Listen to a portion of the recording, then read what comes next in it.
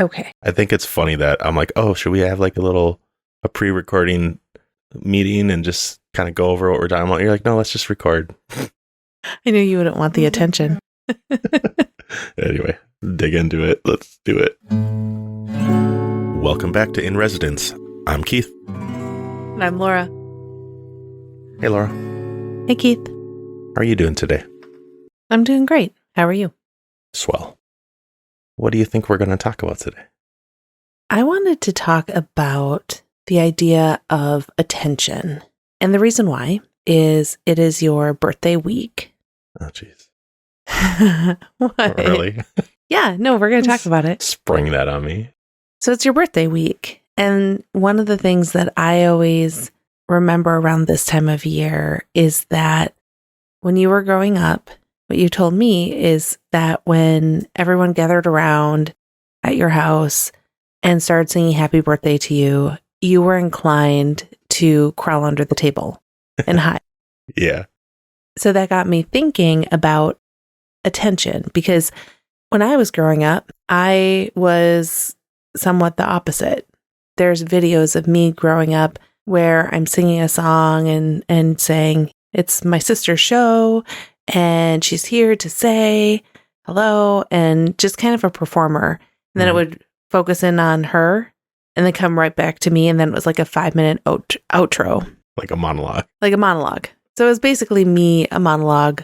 Yeah. On these old videos. It got me thinking that you and I, not always, but often experience attention differently. And so I thought it might be interesting to talk about that. Okay. Cool. I get to be awkward and shy on the podcast. Fun. All right. Well, let's dig in. What are you thinking? So I think one thing I was thinking about when you're thinking about attention and the inclination to avoid it or to seek it, what does that look like for you today? Is it similar to growing up? Is it different? How has that evolved? Has it evolved? It's definitely shifted. I mean, I think younger, you're always trying to maybe blend in and not stand out. I say you, I'm talking about me. Fall in? It's kind of conformity, I guess, a little bit or something, right? So that you feel like part of the group. Not sure of letting my personality shine through as much, maybe. Younger, it feels like there was more of an emphasis, probably not intentionally, but it's just as how we are, of wanting to fit in. Right. We don't want to be othered. As I've grown, I've gotten more comfortable letting my personality or my uniqueness kind of shine through. But it's not a complete shift. It's still something that I notice, like, oh, I'm hiding. Like, or this week I thought I was being open, but I wasn't being as transparent as I thought I was, inviting people to check out the podcast. I was right. Kind of being in the shadows a little bit. Me saying there's a new podcast episode out, but not providing a link isn't generous.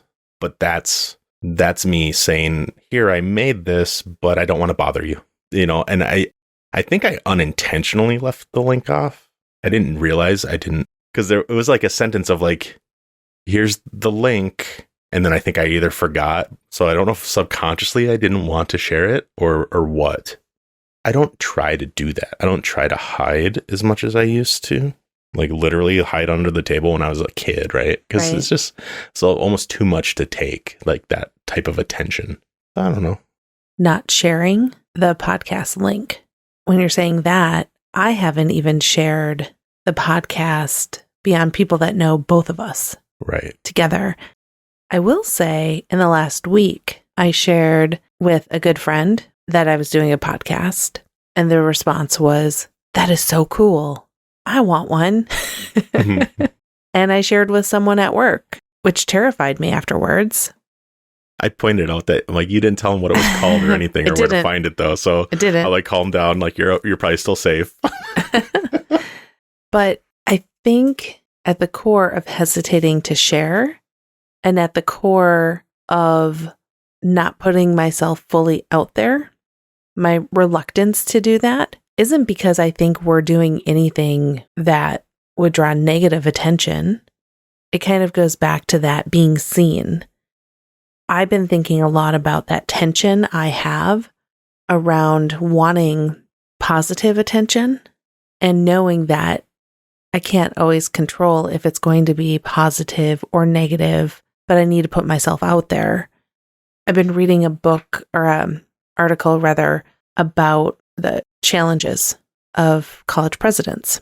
And one of the things it says is that as you're moving forward into potentially aspiring to be in that position, and I'm still trying to figure that out for me, but as it says you're figuring it out, your social media presence, your brand is so critical to cultivate, to shape, to be in congruence with who you are and what you believe in. And I wonder if some of my hesitation to put myself out there and seek attention like I did growing up, my hesitation is, what if I put it out there and it draws negative attention in a way that would impact my livelihood? Right. And my goals. If I think about, for me too, like, why am I hiding?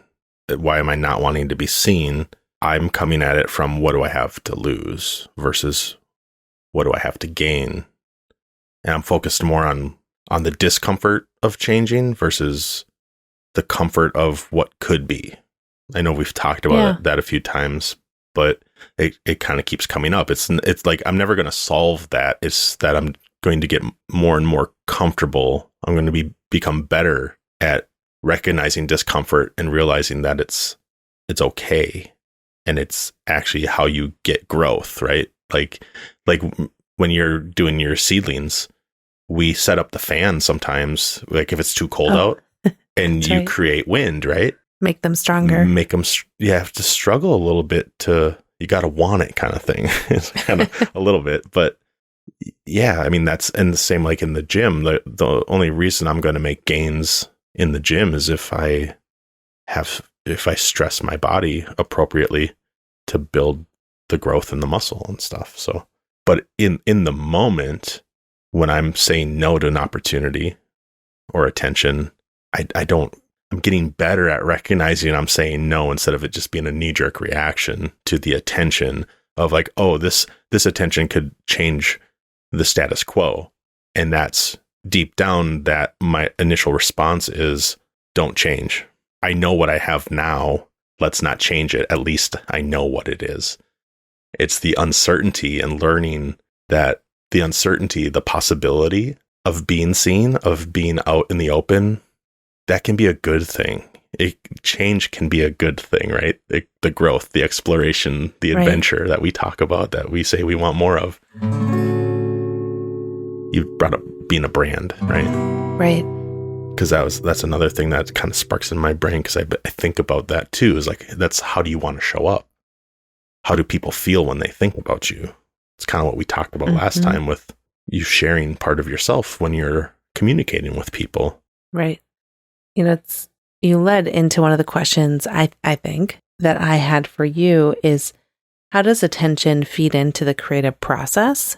And the reason I'm saying it fed into it, because one thing that I think about when it comes to the creative process is about authenticity with brand. And social media can be filled with people seeking attention in a way that doesn't align with who they are, what they value, and it's more like clickbait, things like that.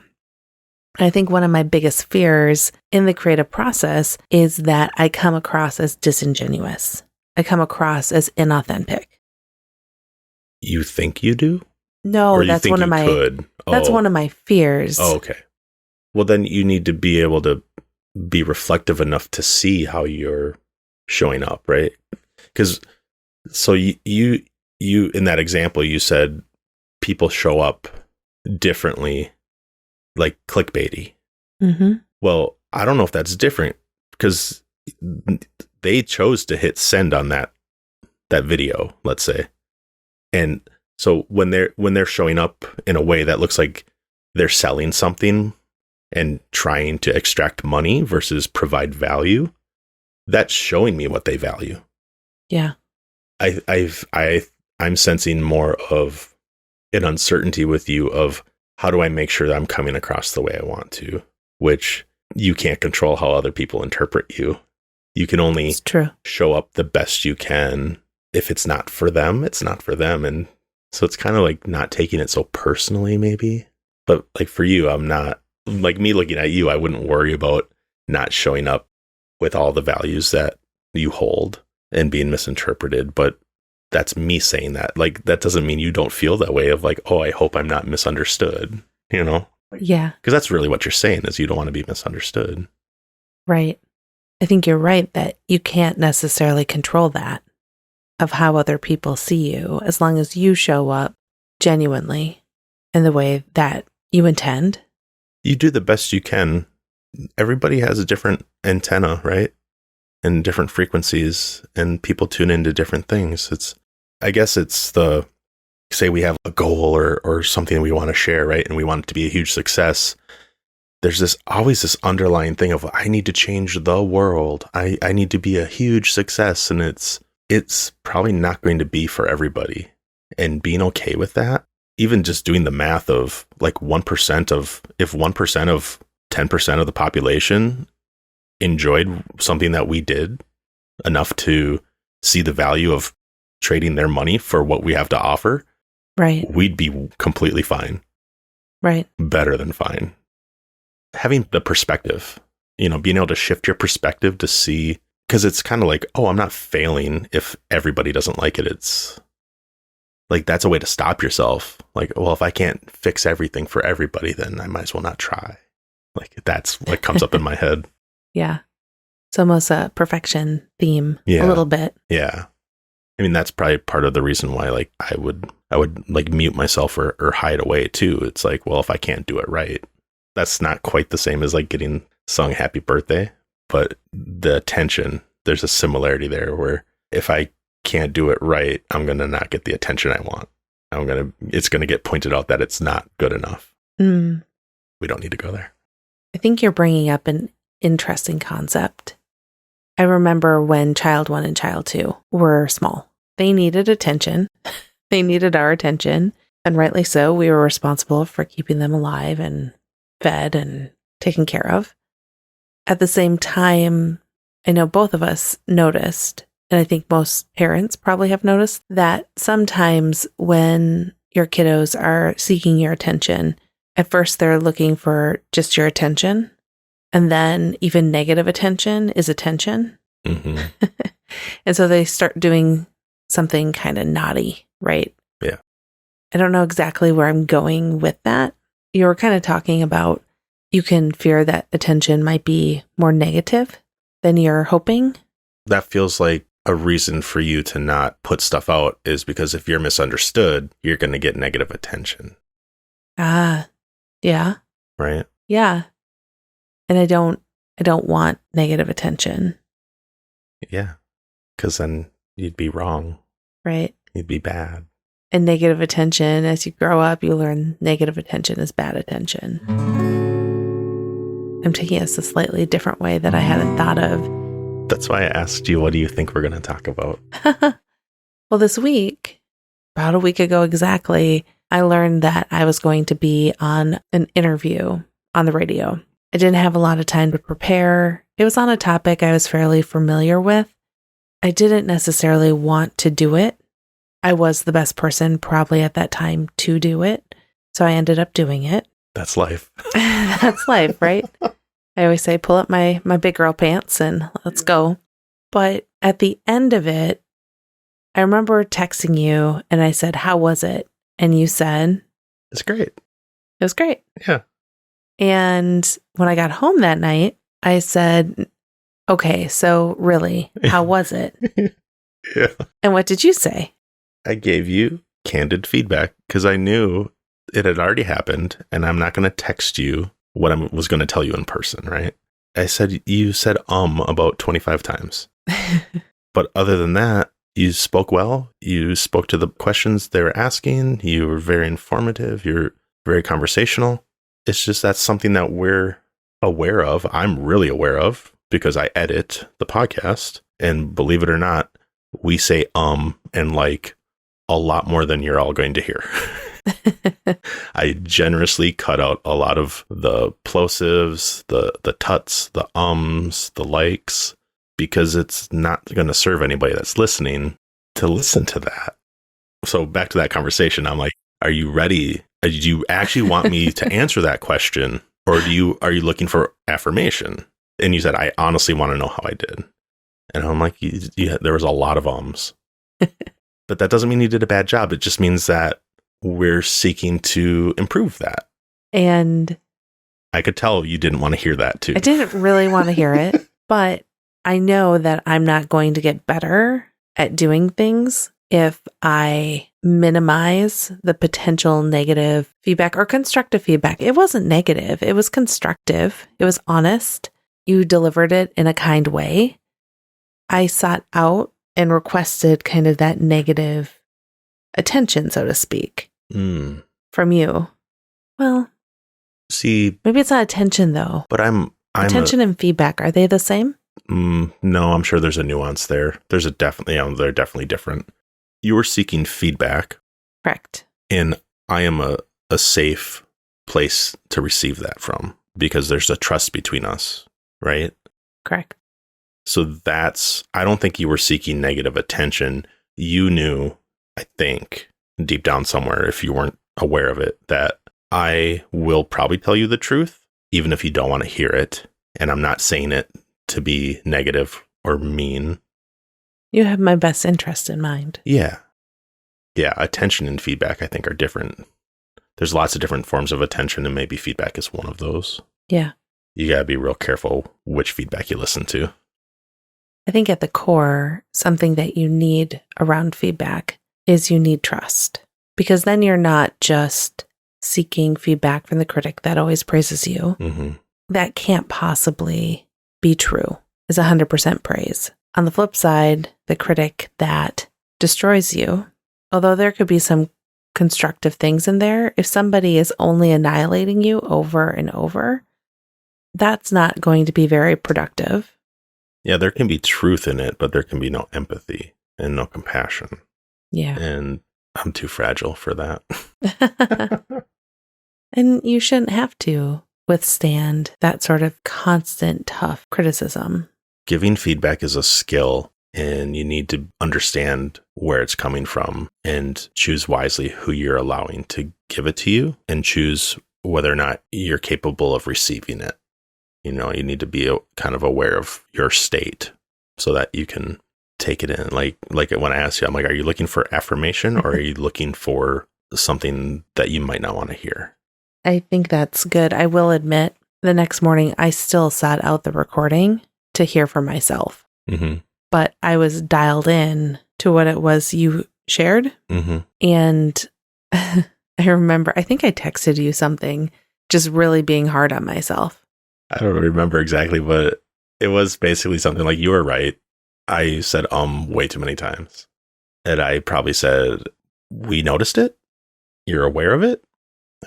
Let's just work on it. I mean, the great thing, because of the podcast, I do have a natural sandbox to work through some of the tendencies to try and cut those out. And then you can be my feedback loop as you're editing, and I can listen to the recording myself.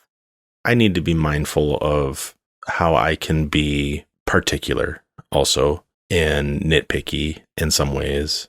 All the character doesn't need to be stripped out. And it doesn't need to be robotic. And so there's a balance there. Even listening to other interviews on the radio since, even the professional people hosting the shows say Right. It's not the end of the world, that kind of stuff. The other thing I wanted to talk about, thinking about the idea of making something, creating something that is worth attention.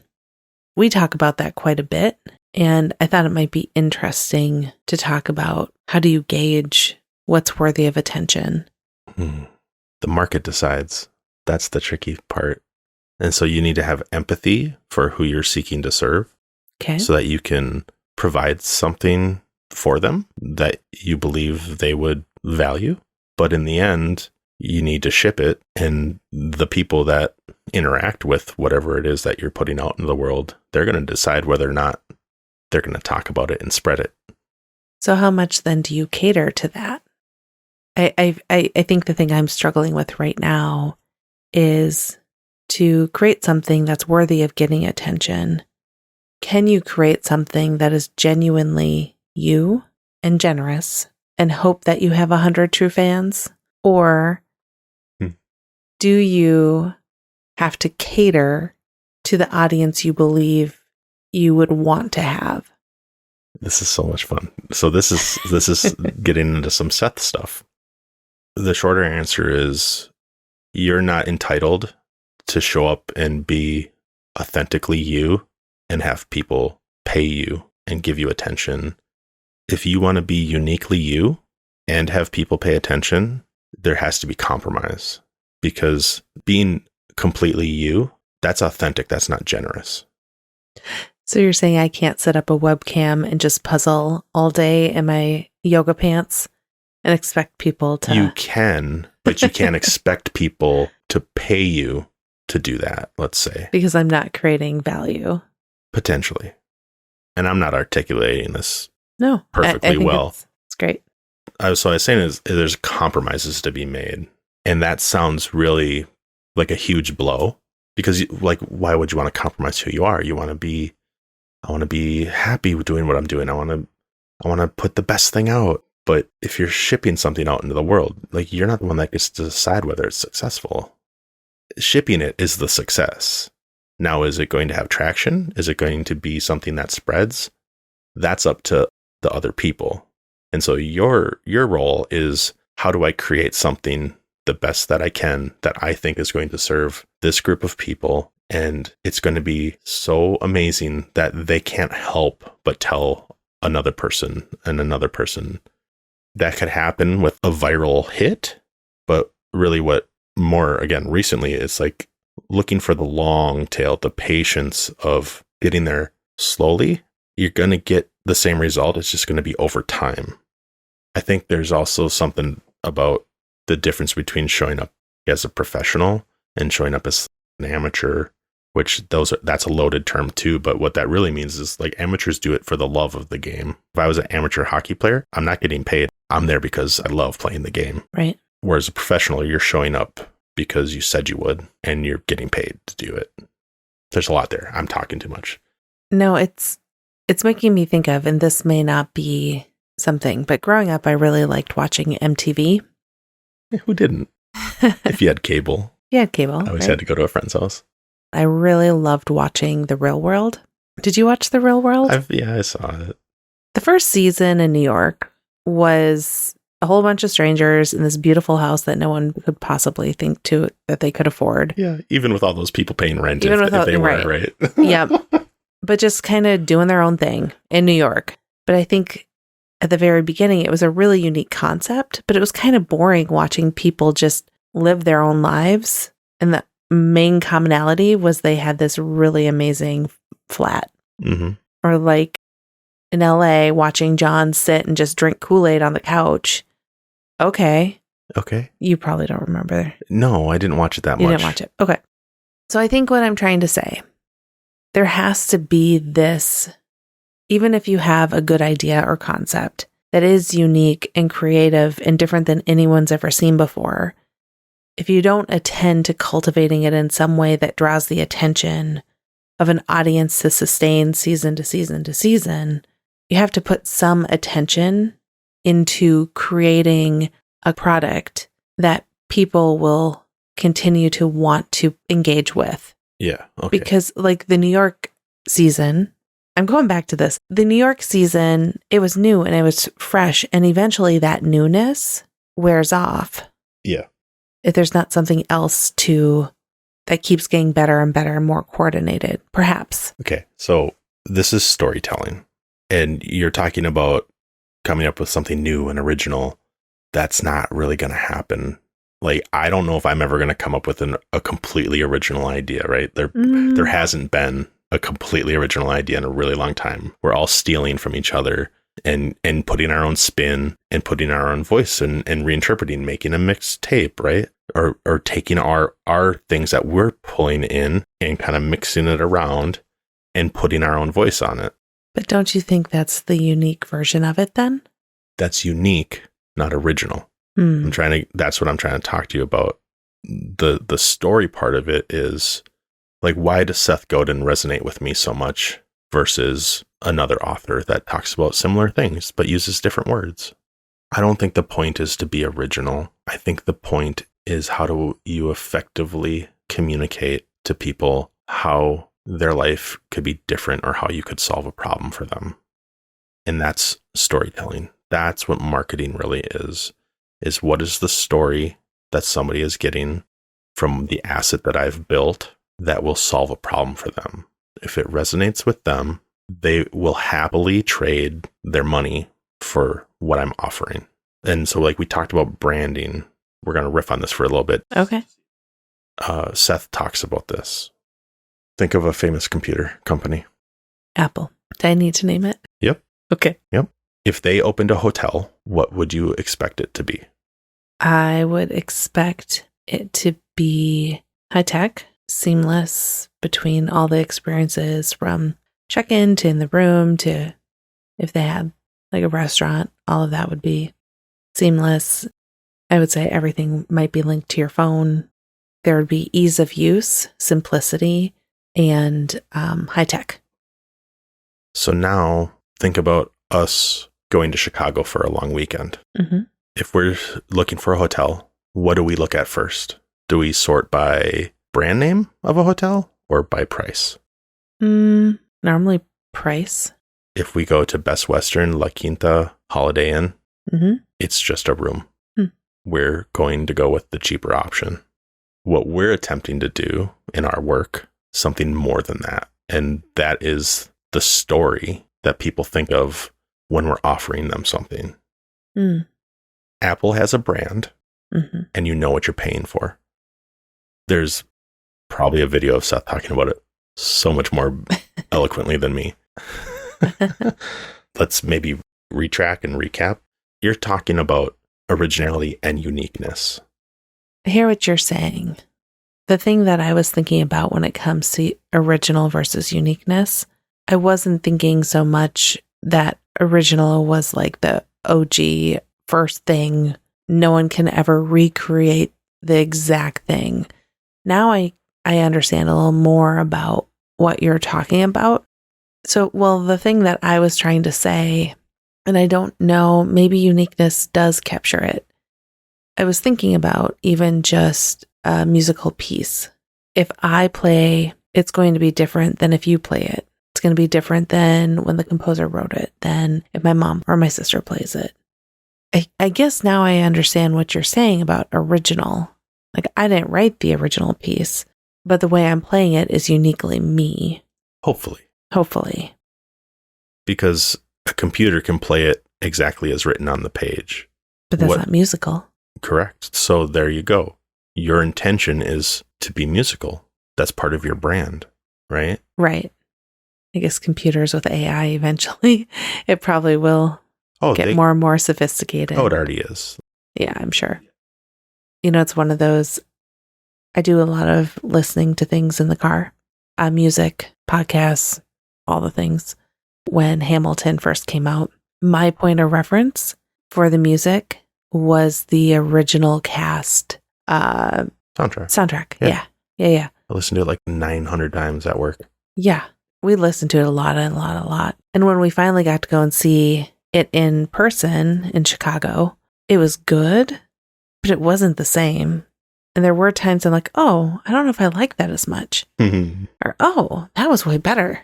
I like what they did there. So I think that's maybe where the unique comes in rather than the original.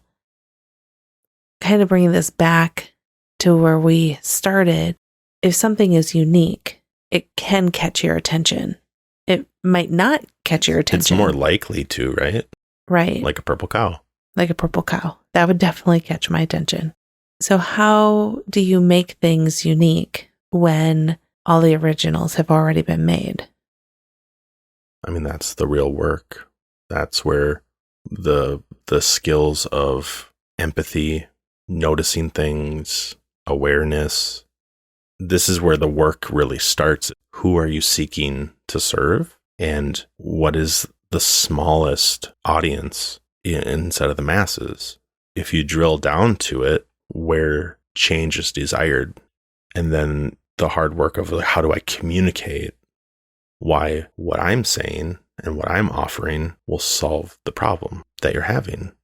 And then the story of how much does it cost comes in too. I mean, that's part of the story. Some people don't want to pay a lot to solve their problems. Some people want to do it themselves. Right. What did we see the other night? Paul Shear's, his live, he was talking about the $32,000 Darth Vader spinning chair in 1982. $32,000 for a chair, right? In 1982, I think they did the math. They're that's $100 and some $1,000 in today's dollars, right? The person that bought that, right? There's probably a few people that bought that. Part of the story of that is that they spent that much money on something like that. You need to think of who are the people, who's the audience, who am I seeking to serve? All these different variables come into play. I'm still stuck on the idea of original, that all the originals have already been made. Do you think they have? Well, so no, but it's the same as am I going to build the next Google? Oh, well, No. There's already a Google. Right. And so it's kind of a waste of my time and energy trying to be the next Google or the next Facebook. Being original sounds pretty great, but using your unique voice and what makes you, especially you, is a better use of your time. I think focused on creating something original is probably a really good place to hide, because there's a lot of stuff out there and we have access to almost anything that we could ever imagine. What are we actually talking about here? We're talking about the difference between unique and original. And I feel like I don't quite think of it like that. Yes, I want to be unique, and I understand the appeal of original, because I think there's been an emphasis on that for a lot of our lives, right? Ooh, what's the new? What's the latest? New isn't really new. It's just it's just been enough time since people forgot about the original version, and now somebody found it and now they're playing it, So the one thing maybe that I could offer, even though we're trying to kind of work through what is original and what is uniquely you and what are the differences, regardless, we're creating something, whether it's original or unique. And the goal many times is to seek attention, or to get the attention. Earn attention. Do you think there's ever a case where the creative process is intended to not do that? Does that make sense? I think that's a hobby. Oh, yeah. There's hobbies. I didn't even think about that. There's vocations. There's avocations. We're going to have to maybe get you into purple space. Okay, so you got me thinking. Interesting. Okay. So I don't quite think of it in that way. I really like the metaphor of, this bus is going to Nashville. If you want to go on this ride with us, come and get on the bus. But if you don't want to go to Nashville, don't get on this bus and ask, why are we going to Nashville? If it's for you, great. Come along for the ride. Sure. If it's not, that's okay. You can get a different bus. Right. And so that's what I'm seeking to do with our creative work that we're doing with this podcast, and what we're thinking about, and how else can we put work out, and how can we develop assets that are going to serve people and help them make the change. The metaphor, the bus is the change that people are seeking. Come along, we're going to help you get to where you want to go. That's where I am focusing my energy and my attention, versus how original can I make the bus look, or how unique. I'm leaning into being me and putting my taste and knowing what my taste is, so that other people that it's going to resonate with understand that. But the bus has already been invented. There's vehicles that have already been invented. Why would I spend time creating my own Model T? I don't need to do that. It's already been done. The internet's built. I can use it. I don't need to create my own intranet. So part of me is realizing like I've thought of through a lot of this stuff. Like I just want you to feel like, yeah, bring up these questions and like, let's talk through it. And because I'm not trying to be dismissive. It's just like, to me, it feels so weird that it almost feels like you're hung up on being original and unique. And I'm like, no, be unique. You are you. But also we can, if we're going to be unique and be us, there nowhere says that means that everybody has to like what we're doing. And that's where that compromise comes in of, I want to be me, but I also want to be successful. So there has to be some trade-offs, because if I want to be successful, I need to have enough empathy to know where these people want to be going. And I'm going to lead by saying, I rented a bus. If you all want to go where we're going, you come and get on. And I'm going to help you get to where you want to go using my compass. Yeah. The thing that I'm thinking about isn't that I think you have to seek to be original and unique. I think it naturally happens because you're engaging and creating something with your own self and background. Mm-hmm. If you and I were to sit down and do a craft project, your craft project and my project would be different. Unless we both copy a tutorial, right? Right, and had the exact things and cut out the exact way. And we're not interested in that, right? We're not. And so I think when you're thinking about uniqueness and original, that's the only lens I'm coming from. I think I know what you're saying, and I like it. Where I'm at is, if we're going to Nashville, the people who want to go to Nashville are on the bus, the act or the art of me being the bus driver going to Nashville is going to feel different than if you were the bus driver going to Nashville. Absolutely. Even if it was the same bus. Oh, yeah. Yeah. And so that's like a non-starter for me. Like that's something and that's my point. That's why it's storytelling. Whoever's telling the story is going to paint a different picture. And that's why, there's so many different types of books, because like the hero's tale, right? It's the same. Like there's only like 4 or 5 different types of stories, they say, right? But books keep getting made because there's different authors. There's different ways of combining all these words. And there's not even that many different words. The magic is there are unique people that have different ways of combining those things. That's the art, and that's the magic. That's the creative. For me, it goes without saying, yes, I want my uniqueness to shine through and be seen, even though I am shy. I'm leaning into, I guess I need to be more visible if I want to make a change. There's only one unique you, there's only one unique Laura. That's what's going to make whatever you do special. To me, that's like a prerequisite that I just kind of forget about, I guess. Yeah. Do we need to talk about, like just have a little session here where we're talking about like, what's your aim? Do you know what you're trying to build? Do you know where you want to put your energy and your attention? Your energy and your attention. What are you seeking to build? That was an interesting question. What my aim is, if I know where I'm going. And maybe that is partially why I'm uncomfortable thinking about our project generating attention, is because I don't necessarily know. I know that I really like our conversations. Mm-hmm. I look forward to when we get to sit down and talk about what we're thinking about. I like to hear that us putting ourselves out there is, if not helpful, people are enjoying hearing from us and how we interact with each other, which is nice. But I think other than having conversations with each other, maybe not wanting the attention is because I'm not sure if that's enough to simply want to dig into topics together that we find interesting, that maybe that isn't worthy of attention. Does that make sense? Yeah. We talk about things that are interesting to us. Right. But we also take the time to think about, it's interesting to us because it's helping us move forward for the most part. We're seeking to change ourselves. There are people trying to do the same thing.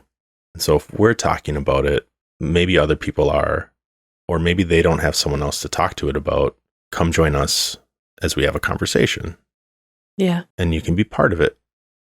The fact that we enjoy it, I don't think should detract or maybe distract you from the fact that the things we talk about are helpful to other people. We got good feedback on the decluttering stuff, which is nice, but I want to keep going even if we didn't get feedback, right? But that's hard to do because we want attention, right? But why? Do we? I want to make change. Do you need attention to make change? To make a change on the scale that I want to, I need to earn attention. Attention is what is going to make the change scale and ripple and create more change. So like us talking about attention and feedback, these things that will help us make a difference to move forward and make a change, right? These, like getting feedback that, oh, I enjoyed that podcast. That's going to make it easier for us to show up again, right? Right. But that's not the reason I want to show up. And I appreciate it. I love the feedback, right? I crave it. I'm a human being. I love being told that something I put out in the world made some kind of an impact on somebody, even if it was just a thumbs up emoji. Like, heard the new episode, thumbs up, right? What I'm focusing on, though, is the change is why I'm showing up. The process of getting better, growing, and while I'm doing that, it's us sharing our processing. My hope is that it's helping other people work through their process and create their own change, right? That's us leading, right? Here, this is what we're doing. If it resonates with you, we hope it helps you along your way, right? We talked a little bit about originality, right? And being unique. In our early years, you can look back and you can kind of see that there's a map put out for us to follow this path, go to school, go to a little more school, get a good job, follow these steps. The realization of following a map is only going to get me to where, well, it was supposed to get me to where I wanted to go. The world's shifted and changed under our feet, right? Right. Especially people our generation, right? Oh, yeah. I mean, it always is, right? I'm not trying to dismiss all the changes that came before and have come since. My point is, the map isn't really serving. We're going to make our own path. And to do that, we need to follow our compass. I choose to do things because I'm following my compass, my guiding light, if you will, right? I want to help make things better. That's like my guiding principle. How do I make change happen? Well, if I'm going to make it for other people, I got to start with me. Instead of waiting and following a map, I'm going to lead, I'm going to explore, and I'm going to get stronger and be better at being uncomfortable by leaning into it. And the podcast is a way for us to show that leadership of like, here, I made this. So that's what I'm thinking about. I like that. As you're talking about a map, it reminded me of an experience you and I had together. When we got married, we got a set of Packer tickets for a wedding present. We went to Lambeau Field, took the bus down there, missed the ride back. I don't know what we were doing, but we were not. This was pre us having smartphones too, wasn't it? Yep, this was before smartphones. Before we had smartphones. Before we did, yeah. Little flip phones. Yep. Right? You can't really look anything up on a map. But I remember you had enough of a compass internally where you knew we had to go straight and to the left. It was probably maybe 4 miles back to our hotel. It was pretty far. Pretty far. In the snow. Yeah, it was cold. I mean, it was September, wasn't it? No. No. It was. Was it snow? It was snowy, yeah. Oh, I didn't know. We were in boots and full winter gear. Okay. That makes it even further because we're carrying gear. Like, right. But I remember at least we weren't going uphill. That's true. It was very flat. But we got to a certain place. We got about halfway and we weren't quite sure we were on the right track. And I remember we pulled over and walked into a small little gas station. We didn't pull over. No, we stopped walking and went to the gas station we happened upon. And we didn't have a lot of extra money, or we didn't think it would be worth it to actually buy the map. But back then, you could go and you could look at the map and be like, where are we at now? Where do we need to go? And you're like, I got this. And we made our way back to our hotel. We were cold, we were tired, but we made it. You're talking about the importance of trusting your own compass and not having to have the map the whole way. We stopped a little bit just to make sure and reassure ourselves, are we on the right track? And just a little coaching guidance. But we got there. Yeah, I think we warmed up in the gas station and probably got a cup of coffee or something. Yeah. I probably got cocoa. I don't think I drank Something coffee cheap. back then. I don't think you did. Looking for guideposts. And there we literally, there was a map. And we needed a map because we needed reassurance. Because it was a long walk. It was our own personal Lord of the Rings. In the frozen tundra. Yes. Trusting your process, your compass moving forward.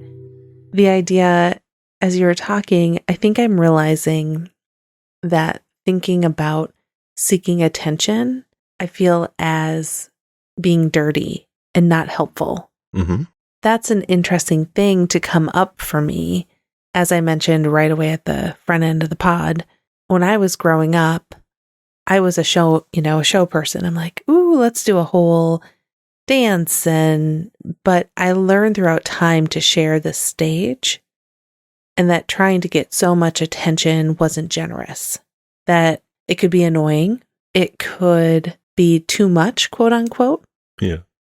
So when you were talking about kind of your aim of wanting to produce something that helps people, the idea of we're working through things that help us too, that really neutralized that idea that we're creating something for the purpose of seeking attention. I think we're creating something at its core to help people and to help us work through things that we struggle with. And if it catches people's attention and is useful to them, that's great. And if it's not, that's okay too.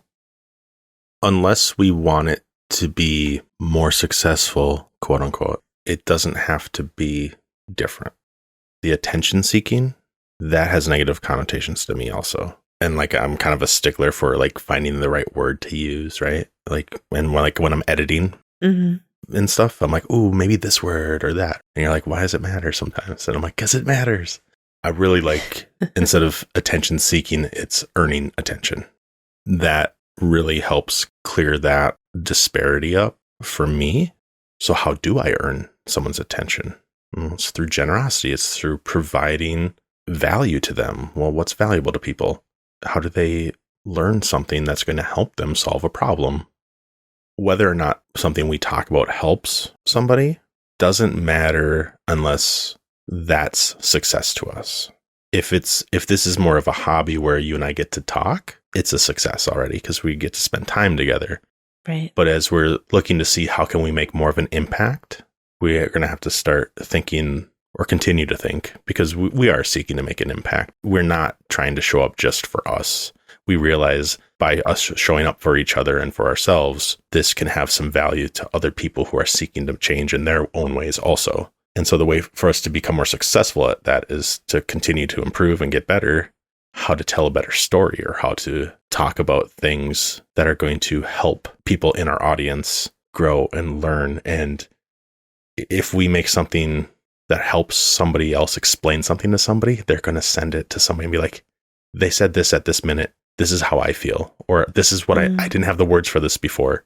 I mean, that's why I love books so much, because it's like, oh, I just read this in a book. Like, you and I, we send each other quotes and citations all the time, because it's like, oh, this person is saying this how I said it, And so that's a generous act of whoever did the work to write something or say something. Mm-hmm. And then it's a generous act of us receiving it as a person and then sharing it to make a connection with more people, And so then it spreads and it spreads. But it's not up to us whether it's good enough to spread. That we have to make an approximation of what we think is good enough. And then you send it out into the world, and then the world gets to decide. Yeah. We've talked about how to get attention or earn attention. Earn attention. What sort of things earn your attention and why? It's actually something I'm trying to be more mindful of say you're scrolling on Instagram or YouTube, right? Like there's a reason that all these people talk about, you need to have the right thumbnail, you need to have the right title, because those things will grab my attention. But it's not going to hold my attention unless I can sense a rapport with whoever's in the video. So if they're boisterous and it feels like they're seeking to take my attention, it doesn't feel generous. I get turned off and I'm like, nope, this isn't for me. Or like the other day when I went deep dive into bookkeeping videos just to kind of get a good idea of how can I keep track of my books, right? Yeah. It's tax season. I clicked on one where I'm like, okay, this seems like it's going to help me. And the audio was horrible. And I'm like, nope, I'm not going to listen to this. There's a billion videos for me to figure out how to set up a spreadsheet. I'm not going to listen to one with bad audio. So it's something as simple as that, right? And I mean, that's how people judge a product like a video, right? If it's bad audio, why would somebody, unless they're your mother, why would they sit and listen through that? It's a really good reason for them to turn it off. Right. So things like that. Like, so how about you? I'll try to think of some more. I think one thing that earns my attention is when somebody takes the time to take a concept and break it down in a way that is simple. The other things that resonate, there are some really fun Instagram stories, reels. There's stories too. Okay. Lots of different videos that are posted on Instagram around being a Wisconsinite. I think they're funny, right? Yeah. Or the Manitowoc Minute. Hilarious. But it's also, that catches my attention. It might not catch others, but it's because it's relatable to you. It's relatable. That's the word, relatable. Yes. Another one, there's this couple that we've been watching a lot of videos from, and they're funny because it... Don't say we. Well, okay, I do. I send you lots of them. You send me all the links. Like every Saturday morning, I got 30 links. You sleep in. I want to start your day with some sunshine. It's common situations that you and I experience. As a married couple, right? As a married couple. Yeah. We can relate to that. The relatableness also catches my attention. Yeah. Or earns my attention. And so the next... Yep, that's okay. So the next step there is to think about, who am I seeking to relate with? And get specific. Getting specific is one of the hardest things to do, I think. Okay, what's the change I'm seeking to make? Who am I seeking to serve? If you have to start with, well, what relates to me? I mean, that's kind of where we started, right? Is we're relating with each other and we're talking about things that are interesting to us. And we're like, well, there's other people that can relate to this. Let's share it. And hopefully it resonates with them. You kind of have to get in this loop of doing the work, shipping the work, seeing how it lands with people, reflecting on it, making any changes, and then just starting that cycle over again, right?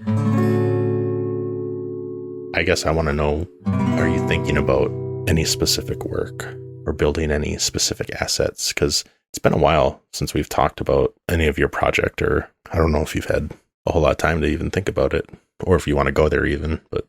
No, I haven't. I haven't had a lot of time to think about it. Back to the idea where I've been thinking, well, if I take a vacation day or a couple in a row that aren't dedicated to do things that are specifically drawn out, where I could just be at home and do things that I want to do, that's when I should focus my energy on that.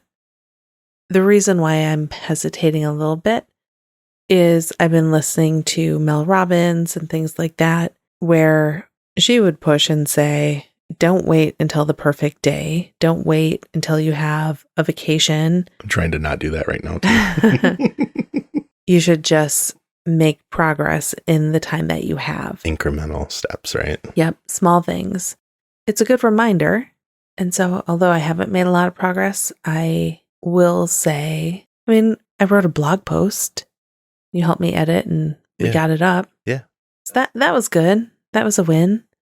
I have another one I have to edit. So I small wins, and not being hard on myself for not giving 100% every single day and every single moment I have free.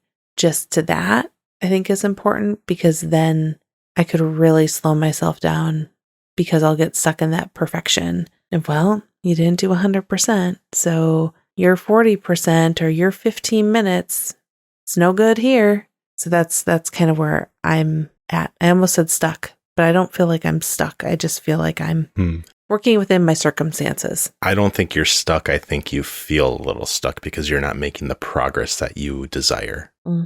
Right? So that mental script is, oh, you're not doing enough. You're not spending enough time doing that, right? That little kind of cycle that we get in sometimes. Yeah. If you think about it more of like you doing your run today. Right. You didn't go run a 5K because every day isn't a day to do a 5K. Right. This is not healthy to go all out all the time. Right. All these little short runs, the incremental change that Mel Robbins is trying to tell you about. Yeah. And looking at each day as a new opportunity each week.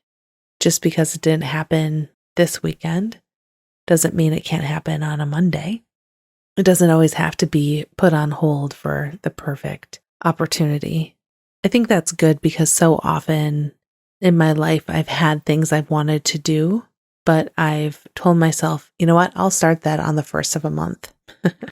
I haven't done it for 6 weeks, so I now have to redo everything before I start it again.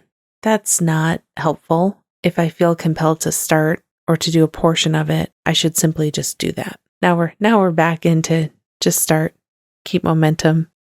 Having starts and stops doesn't have to be a bad thing.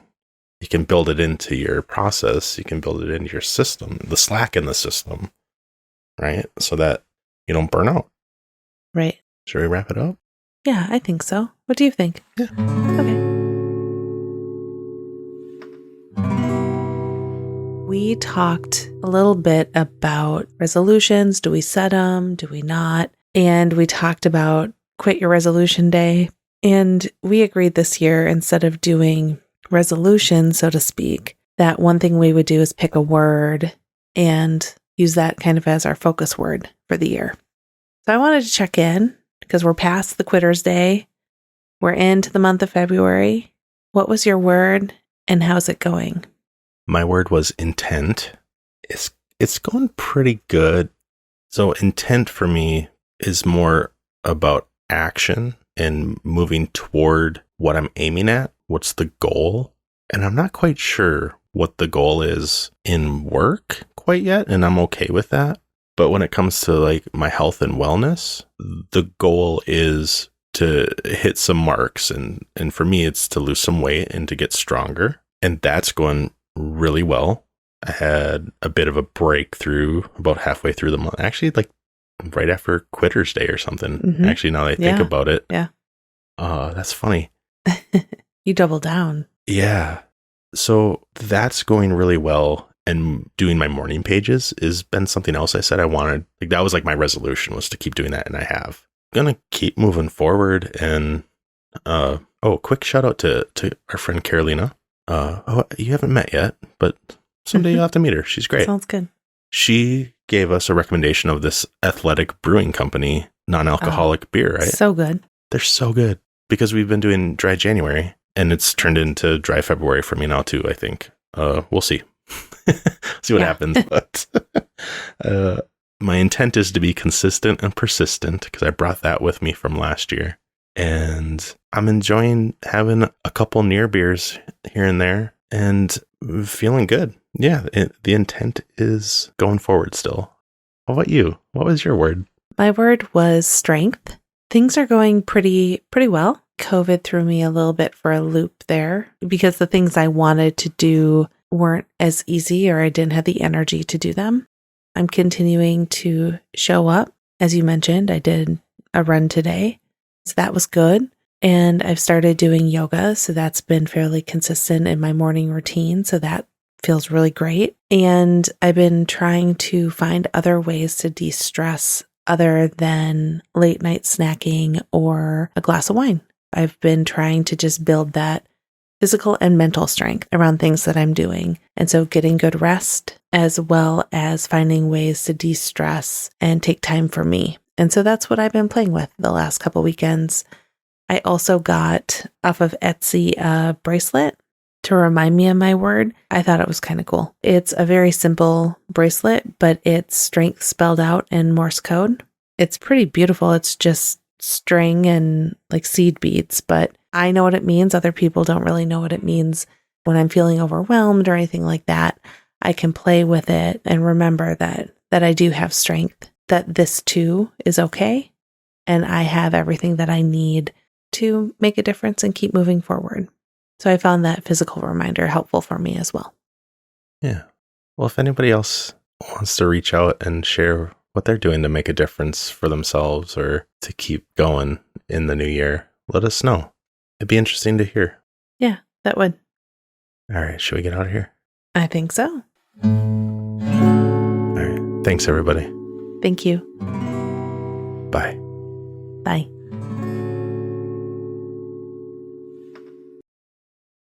Hey, hun. We're taking a break right now, but I just want to tell you that I love you. And you'll get to hear this when you're editing. Thanks for doing everything you do.